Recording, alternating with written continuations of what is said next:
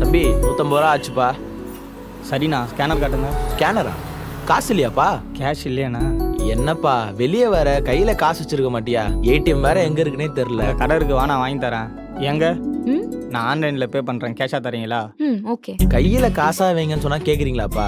நீங்க இப்ப அவங்களுக்கு அனுப்பி அவங்க ஒரு நாள் கழிச்சு வெயிட் பண்ணி அவங்களுக்கு வந்து இதெல்லாம் எப்படிப்பா?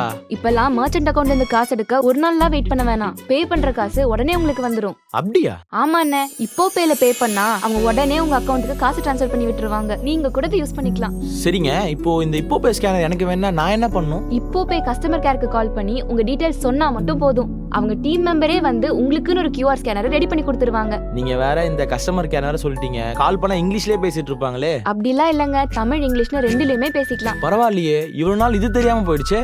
தம்பி இப்பவே நீங்க இப்போ பேல பே பண்ணி உடனே காசை வாங்கி கொடுங்க. பே பண்ணிட்டேங்க. தேங்க்ஸுங்க. ஆச்சி மசாலா வழங்கும் Shalini stores, powered by Sunland refine sunflower oil